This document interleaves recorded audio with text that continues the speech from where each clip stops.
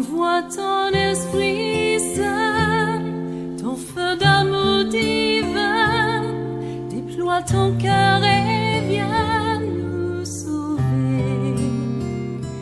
Délivre-nous de nous, délivre-nous de tout, ceux qui refusent en nous de t'aimer.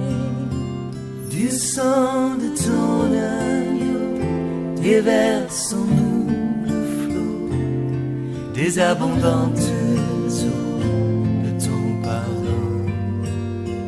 Viens inonder nos vies, restaure-nous, guéris ton Église.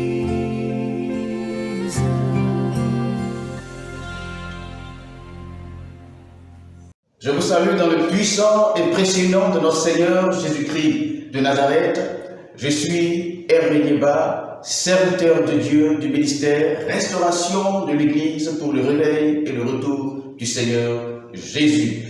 Et c'est toujours un plaisir renouvelé pour moi de partager avec vous notre ministère, partager avec vous ce que le Seigneur nous a confié. Car nous ne cesserons de le dire qu'un ministère, c'est un appel du Seigneur.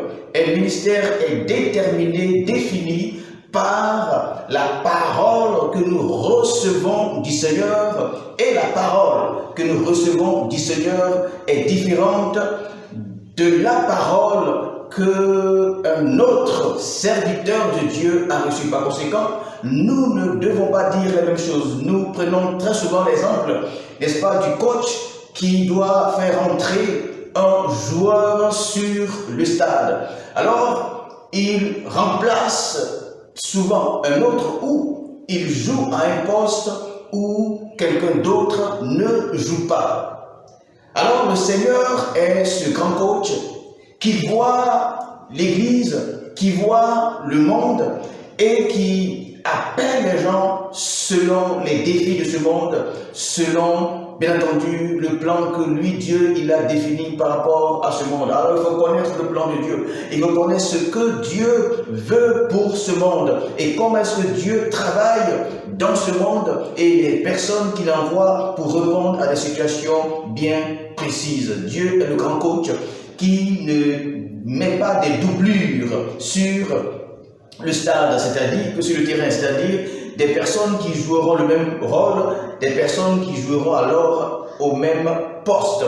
Dieu nous appelle chacun pour sa part à un ministère bien précis et le ministère est, comme nous l'avons dit, défini par le message que tu as reçu lorsque le Seigneur t'a appelé. C'est pourquoi nous disons, il n'est pas bien que nous soyons seulement consacrés pasteurs parce que nous sommes allés à une école, parce que nous avons appris à une école, parce que nous sommes allés être formés dans une institution ou un institut pour devenir serviteurs de Dieu. Mais la formation doit être basée sur l'appel que quelqu'un a reçu du Seigneur. Alors que le Seigneur vous bénisse et nous sommes là pour dire rien que ce que le Seigneur nous a dit. Le sujet que nous voulons traiter aujourd'hui est à quel temps sommes-nous? Ou si vous voulez, quelle heure fait-il? Ou encore, à quel jour sommes-nous? Car le Seigneur dit un jour est comme 1000 ans devant lui. Alors, quel est le jour qu'il fait aujourd'hui? Selon que le Seigneur en a pris 6, donc 6 jours pour créer notre monde. Et à chaque jour, il a fait quelque chose de précis. À quelle heure sommes-nous? Il pouvait également dire, nous pouvons également dire, selon qu'il a dit, l'heure vient et elle est déjà venue, où les vrais adorateurs adoreront le Seigneur en esprit et en vérité. Alléluia.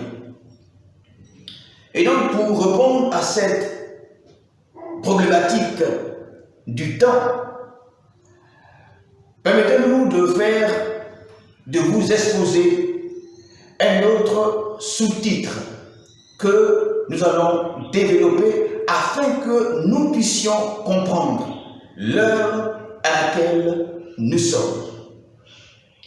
Car nous voulons dire que à chaque heure dans l'œuvre de Dieu, nous devons faire quelque chose de particulier.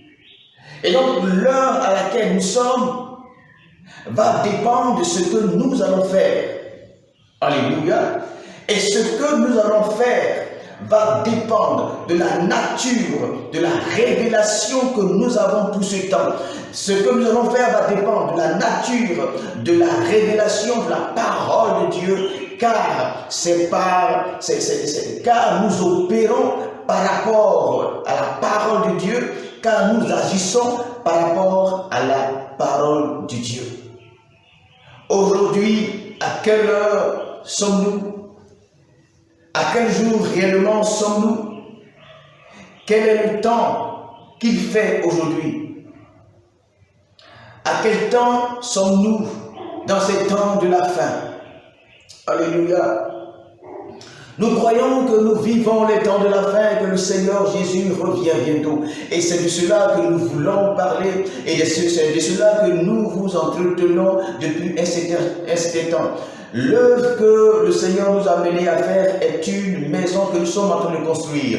Nous avons parlé de cette maison-là et nous disons que lorsque nous construisons une maison, nous ne construisons pas une maison d'un coup de façon entière, mais nous mettons les fondements, nous mettons d'abord, n'est-ce pas, la base de la maison et nous évoluons selon que la pierre qui est tombée sans le secours de Kilmé dans Daniel est devenue une grande montagne. Nous sommes en train de travailler à la maison de Dieu et je suis en train de vous expliquer à quel niveau de la construction de la maison de Dieu nous sommes arrivés aujourd'hui. À quel niveau de la construction de la maison de Dieu nous sommes arrivés aujourd'hui. Et à chaque niveau de la maison de Dieu, Dieu ouvre des sceaux afin que nous puissions avoir la révélation encore plus profonde de sa parole, afin d'être bonifié en lui, construire en lui. Ainsi se développe donc la montagne de l'Éternel, ainsi nous construisons la maison éternelle de Dieu. Tous les serviteurs de Dieu sont en train de travailler à la construction de la maison éternelle de Dieu.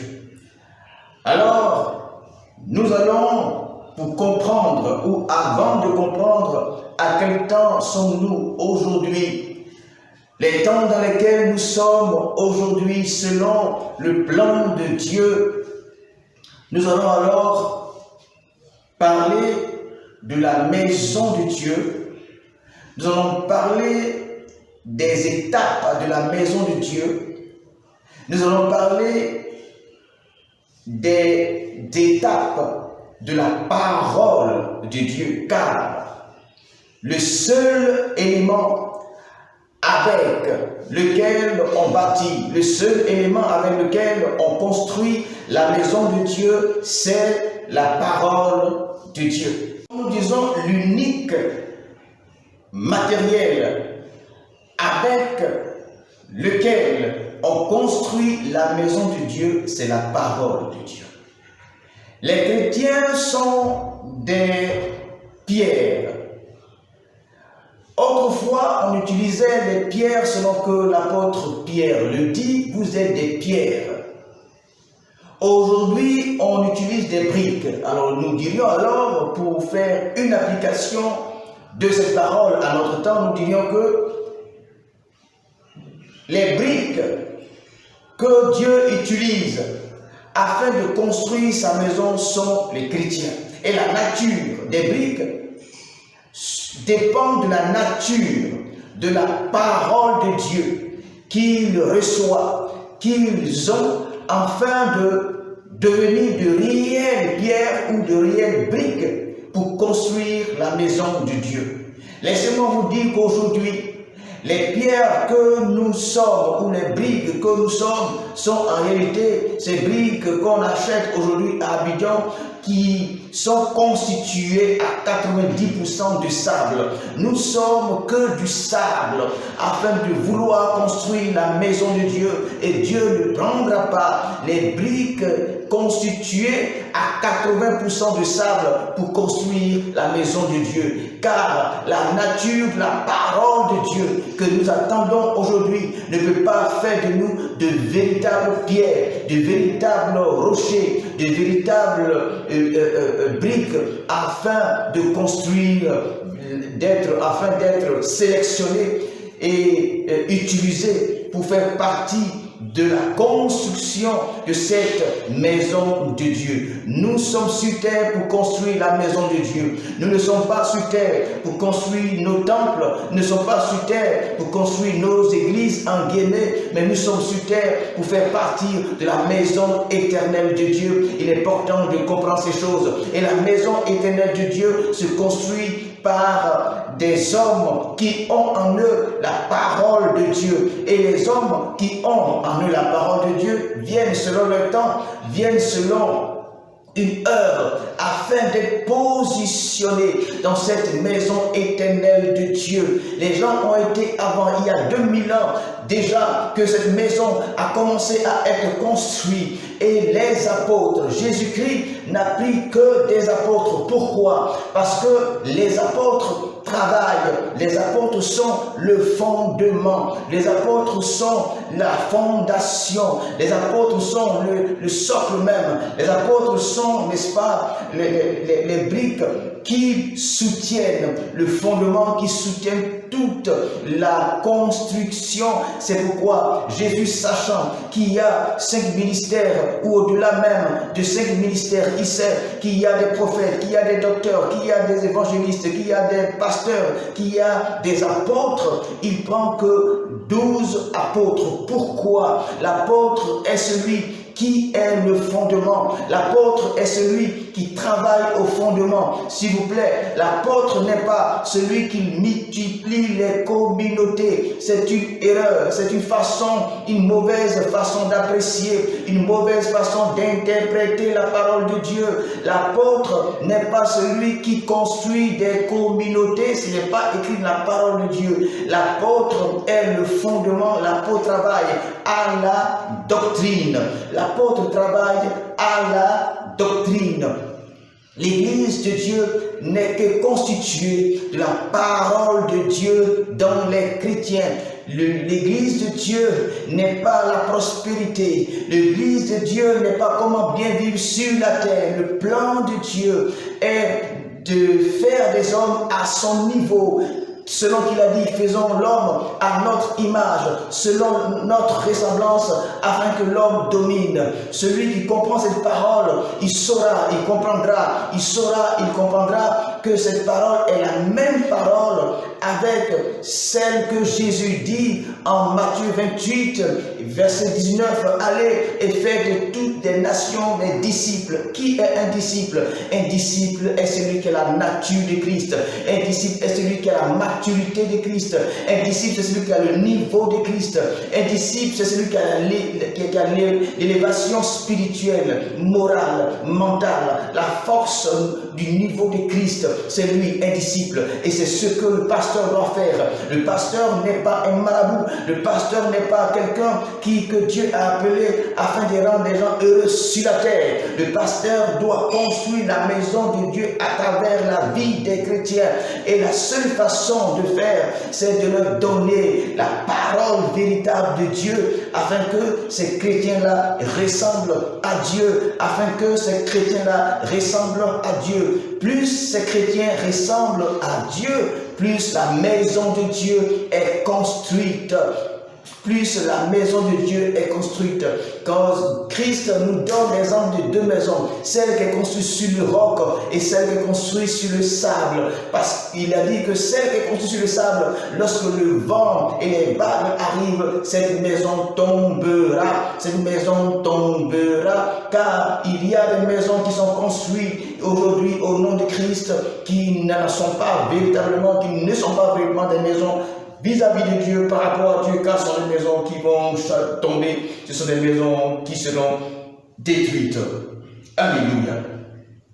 Que le nom du Seigneur soit béni. Du sang de ton agneau, déverse